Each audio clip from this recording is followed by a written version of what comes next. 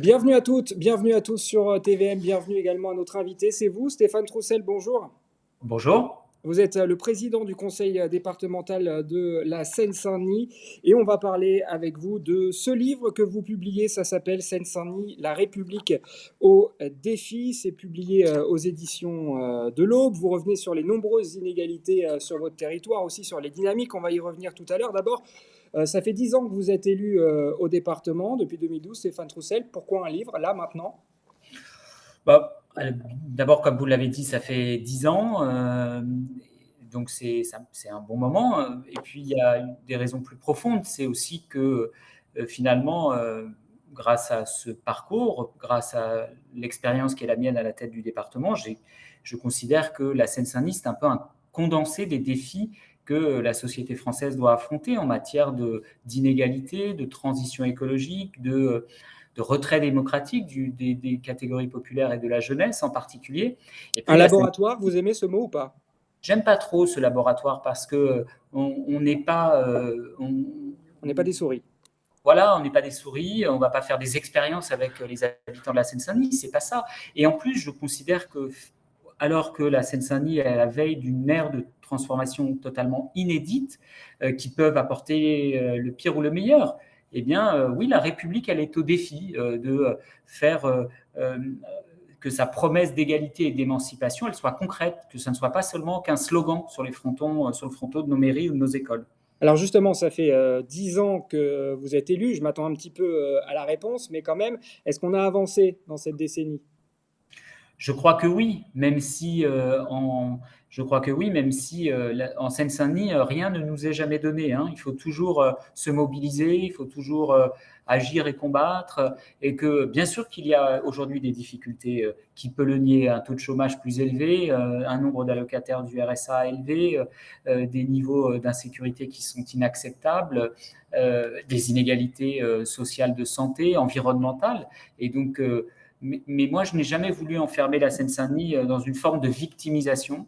Euh, Au moment où justement, en plus, nous engrangeons des batailles gagnées, un certain nombre d'avancées, il faut s'appuyer sur ces batailles gagnées pour finalement entamer les suivantes et faire en sorte, par exemple, que les transformations inédites qui nous attendent, elles profitent aux habitants de la Seine-Saint-Denis et qu'il n'y ait pas comment dirais-je, des écarts qui se creusent entre une Seine-Saint-Denis qui va bien et une Seine-Saint-Denis qui est encore fragile.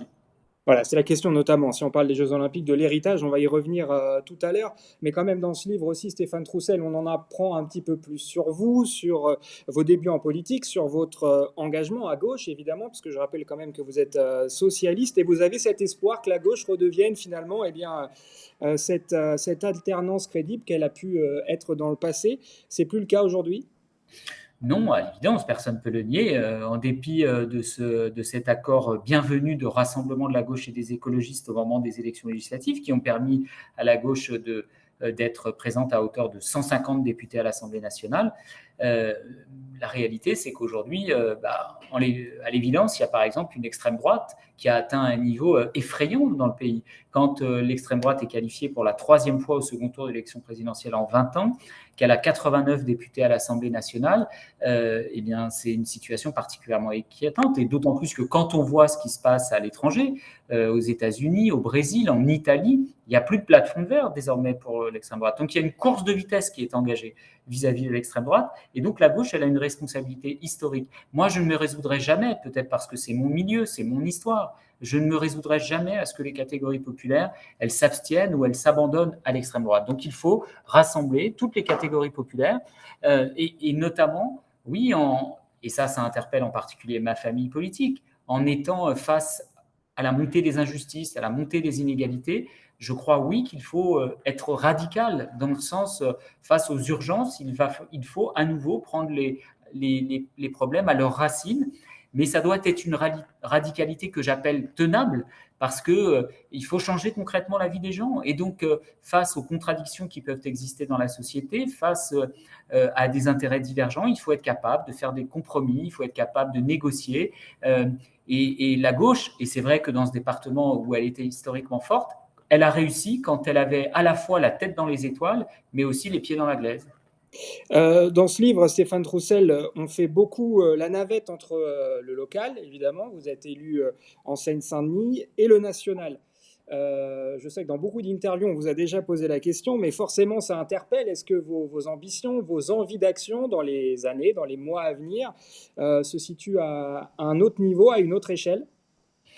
Bon, d'abord, moi, je suis un enfant de la Seine-Saint-Denis et donc je n'ai jamais imaginé, conçu mon engagement politique en dehors de la Seine-Saint-Denis. Alors qu'à un moment, compte tenu de ce que nous faisons ici, compte tenu de la responsabilité de la gauche, compte tenu du débat qui s'engage à gauche pour sa reconstruction, oui, je veux apporter ma pierre à l'édifice et je veux Comment participer. concrètement? Ça veut dire quoi concrètement? Dans les prochains mois, à la fois, il va y avoir un congrès du Parti socialiste, donc je vais y prendre ma part. Je vais écrire, signer un texte dans le cadre de ce qu'on appelle, dans le jargon interne au Parti socialiste, les contributions, un texte avec un certain nombre aussi d'élus, maires, conseillers départementaux, parlementaires et différents responsables politiques. Et puis aussi faire des ponts à gauche, parce que moi, je crois au rassemblement de la gauche. Et c'est ça, d'ailleurs, l'intérêt de cet accord électoral de la nouvelle Union populaire écologique et sociale. De mon point de Et vue, vous croyez toujours, Stéphane Troussel, au Parti socialiste? en tout cas, le Parti socialiste tel que je l'ai connu quand j'ai adhéré il y a 30 ans, certainement que celui-là, il doit être dépassé. Il doit être. Moi, je ne suis pas un fétichiste de l'organisation politique. Un parti politique, pour moi, c'est un outil. Quand il ne parvient plus finalement à exercer les responsabilités, ça sert à ça, un parti politique, ben, il faut le changer ou en changer. Et donc, moi, je crois qu'il faut dépasser le Parti socialiste tel qu'il est aujourd'hui pour construire une nouvelle force politique.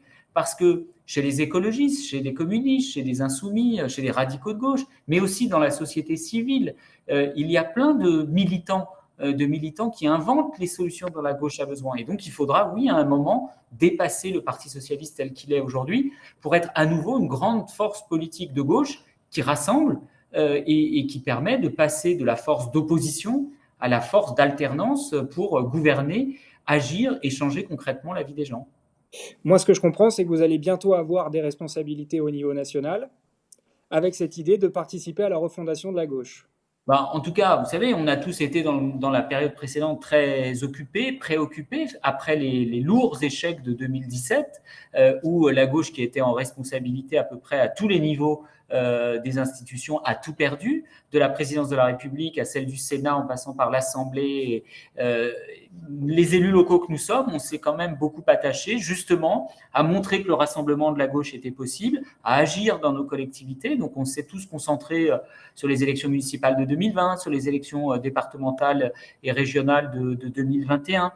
Et je crois que maintenant, il faut aussi que on retrousse nos manches et qu'on participe aussi de la reconstruction de cet appareil politique, d'une force politique, parce que si le rassemblement de la gauche et des écologistes du mois de juin est un acquis totalement précieux, il faut maintenant aller plus loin. Et donc, moi, je veux aussi faire des ponts à gauche. C'est pas pour rien qu'avant l'été, au lendemain des élections législatives, j'ai rencontré François Ruffin, puis je l'ai invité à un débat à la Fête de l'Humanité pour échanger justement sur les catégories populaires, parce qu'on voit bien qu'il y a des situations différentes. Et pour autant, lui comme moi, par exemple, nous sommes convaincus qu'elles ont des intérêts convergents. Et donc justement, notre objectif, c'est de les unifier, ces catégories populaires.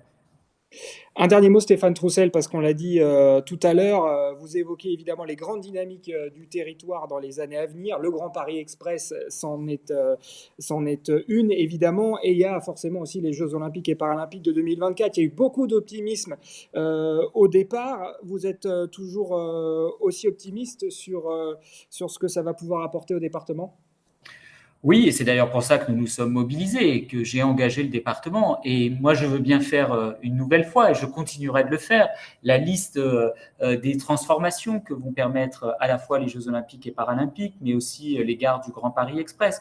Jamais un territoire ne va concentrer dans un temps aussi court de tels projets, de telles ambitions et de telles transformations. Maintenant, bien évidemment, dans ce dossier-là comme dans les autres, il faut en permanence se mobiliser, il faut il faut veiller à ce que les objectifs, les engagements soient tenus sur la réalisation des équipements, sur la construction des logements, sur l'organisation des célébrations, sur les sites de compétition. C'est l'ensemble de ces éléments que, eh bien, moi, je suis intransigeant, je ne lâche rien. Et bien évidemment, eh bien, on va continuer de cette manière-là pour que ce soit bénéfique, profitable aux habitants de la Seine-Saint-Denis. Mais je crois qu'il y a une fierté quand j'interroge les habitants de la Seine-Saint-Denis. On l'a fait par exemple avant l'été. Le niveau d'approbation et d'espérance par rapport aux Jeux Olympiques, par exemple, il est excessivement élevé. Il est plus élevé encore qu'à l'échelle du pays. Merci beaucoup Stéphane Troussel pour cette interview. Je rappelle rapidement le nom de votre livre, ça s'appelle Seine-Saint-Denis, la République au défi, et c'est donc publié aux éditions de l'Aube. Merci Stéphane Troussel d'avoir répondu à nos questions. Merci à tous de nous avoir suivis et on vous dit évidemment à très vite sur TVM. Salut.